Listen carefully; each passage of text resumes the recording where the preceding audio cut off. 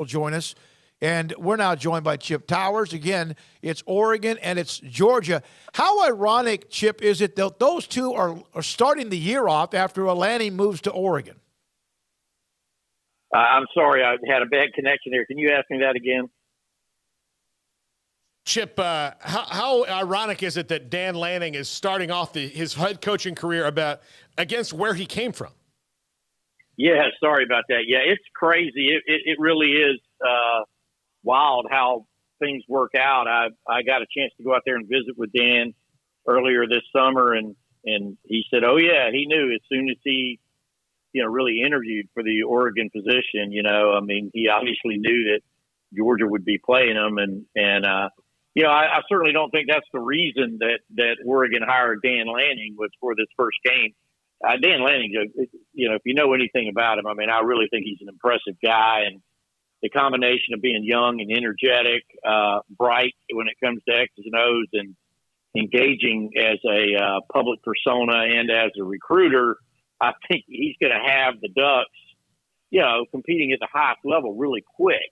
But the fact that, his first game out of the chute, not only is against Georgia, but I mean, Oregon's got to come 3,000 miles or whatever it is and play in Atlanta. I think they sold out their 6,000 tickets, but, Mercedes-Benz Stadium seats 73,000. I would imagine most of the other 67 are going to be filled with Georgia fans. So it's a tall task, but I tell you what, I wouldn't count them out. They have a lot of transfers, and they're good up front, offensive and defensive lines. And last time I checked, that matters in football. Chip, correct me if I'm wrong. Did you travel out to Eugene and spend a couple of days out there and do a feature on him? I did. I went out there early in the camp. I caught him right on the end of that. It might have even been the first week, or right at the beginning of the second week. And, it was great because he did give me some one-on-one time. I was laughing with another writer earlier today. I said, I've had more sit-down one-on-ones now with Dan Lanning than I have with Kirby Smart in 7 years. So I like him, right?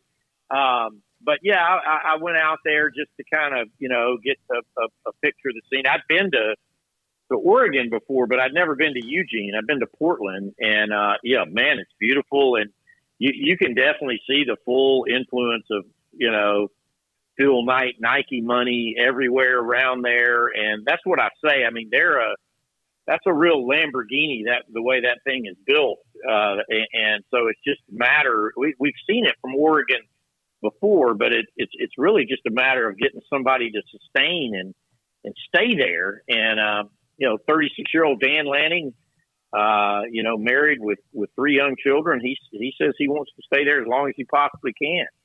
And, so look out. I mean, and listen, he's got the template, that they used at Georgia, which is the same template that they used at Alabama. He spent a year, as a defensive analyst at Alabama. So, he's taken, that winning style, that winning profile out there with him and applying it to the Ducks, much in the way Mario Cristobal was doing. But, again, he's the guy that he's not looking to go somewhere else. This is a big, really fortuitous first job for anybody as a head coach. And I think he's going to make a good go of it out there. Chip, Bo Nix is the quarterback for Oregon. He has seen Georgia before. He's seen the SEC before. I know that Bo Nix is kind of the ultimate feast or famine guy when it came to his time at Auburn. But is that, I don't want to say an advantage, but something that kind of can stand in Oregon's corner if they hope to upset the Bulldogs? Well, now, are you sure it's going to be Bo Nix? Because, Lanning won't say it, right? Yeah. He won't announce the starter, but it's silly. Actually, Kirby said it today. He said, I know who the quarterback's going to be. I'm not worried about that.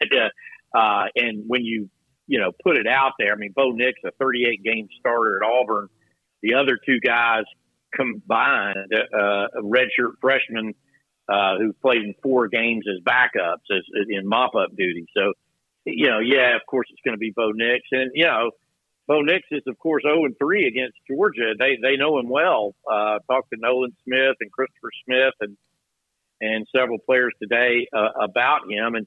But if you look closely at those games against Auburn, really it wasn't Bo Nix's fault. When Georgia played over there his freshman year, they actually led 21-0 in the fourth quarter, and Bo Nix almost brought them back. Georgia held on to win 21-14. That was as a freshman signal caller. And then the next 2 years, Georgia blew them out, and it was really more of it was really a no contest. The last two games, it really didn't have anything to do with what Bo Nix did. I actually broke it down. I happen to have it in front of me right here. He's passed for 639 yards on 56% completion percentage with a TD and 2 interceptions against Georgia. And he has 34 yards rushing, and I think maybe another TD, or maybe he didn't score on the ground. But anyway, it hadn't been because of Bo Nix that they lost. And look, for Oregon, this is a mobile guy. They have a really good offensive line. 9 of the top 10 have played there before or started at some time before on their offensive line. And they're pretty good, in defense, particularly in the middle. They're 2 linebackers, Noah Sewell and Justin Flo, Sewell or Sewell, I think it's pronounced. Georgia recruited both of those guys. They got beat by Oregon for both those guys. Now, they were West Coasters. I believe they were trying to bring back this way, but, Georgia's been kind of linebacker U here these past couple of years. So the fact that they were after those guys who are, veteran leaders on that defense tells you they're going to be pretty stout. So a couple of tough matchups for Georgia. I've seen this line at 16, 17, 18, and, I'm like, wow, that's, I'm not a gambler, but that's a big number. I'll just say that. Chip, does Stetson Bennett ever have to buy anything ever again in the state of Georgia? Never, particularly South Georgia. He can get south of the city and stop at any little corner store and go in and pick up anything he wants. And yeah, it was fun to get a chance to talk to him again today. He was very engaging. We haven't talked to him since SEC Media Days. He is undisputed as QB1. And listen, that's never happened. He's never had that luxury in his career. Now a 6-year senior, and there's a lot to be said for that. Number one, in taking over last year and obviously leading Georgia to the national championship, Todd Monken learned some things about Stetson Bennett, about how he runs the RPO game and the things that you can do with him that they weren't really set up to do before when JT Daniels was going to be the quarterback. Fast forward a year later, and those two guys have been able to work together. And Stetson Bennett, having already graduated and working on a graduate degree, he's got a doctorate at this point in Todd Monken's offense. And so, working together with Todd Monken, throwing to the first team receivers and working with the first team backs behind the first team line, the entire 8 months since the national championship has got to bode for something. And actually, we found out today he's actually gotten fast. He's gotten stronger and faster, too. You forget this is not a static game. If you keep working out and keep doing those things.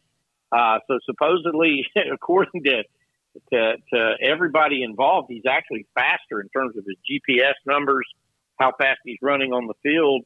And he's certainly going to be quicker in terms of reads and what they're trying to do offensively. So I think having Stetson Bennett back under center is a big deal for Georgia this season. Where do you think that they will suffer the most attrition? Because you win a national championship game, guys are going to jump. Even guys that maybe could stay another year and be higher draft picks are going to jump. You have, programs like that don't necessarily get gutted, but it is, you look around and you go, man, there's a bunch of new starters here.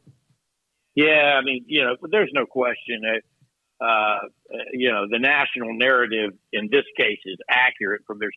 There's got to be some drop off on defense, right? Now it's all relative. Last year was a historic, some call generational defense, especially in the RPO fast break era. For Georgia to limit opponents to 10.2 points a game and just have the kind of defensive dominance they did last year. 5 of those guys went in the first round. 8 of those guys were drafted.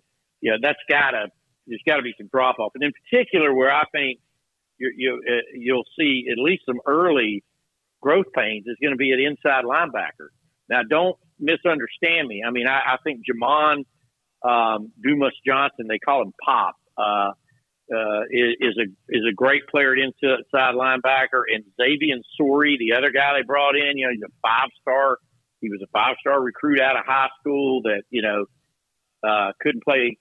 Wasn't able to play a whole lot last year because of the 3 guys Georgia had in there. And you look at just go back and look if you get a chance at Georgia playing defense last year and see what all those linebackers did. And I'm not talking about the tackles. I mean, they combined for 400 something tackles or whatever it was. The 3 of them, maybe that's their career, but I seem to remember that number.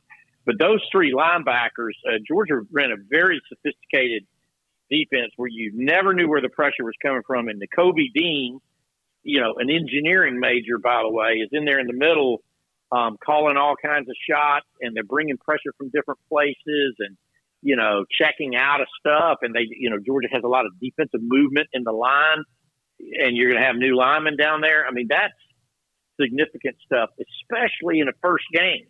So that's where I think Oregon, with a really veteran offensive line that's not going to be fooled by a lot of the eye candy stuff, and going to be able to stand up with that and provide some time for Bo Nix and possibly some run game. Those linebackers could be in for a long day. Now, that said, this was not a surprise to Kirby Smart and the Bulldogs. I mean, all those guys that went into the NFL, they probably would have gone to the NFL anyway. I mean, a few of the underclassmen went earlier than you would expect it. But, I mean, Trayvon Walker was always going to turn pro. Jordan Davis was always going to turn pro. And so they've recruited for this moment. And it's still Kirby Smart's defense. As much as Dan Lanning, sort of called the shots the last couple of years, it's still Kirby Smart's philosophy, Kirby Smart's defense. And, these guys are better. They're going to be better than really probably, unless they get to the SEC championship game against Alabama. I think Georgia will have better overall pedigree with personnel defensively and everybody they play.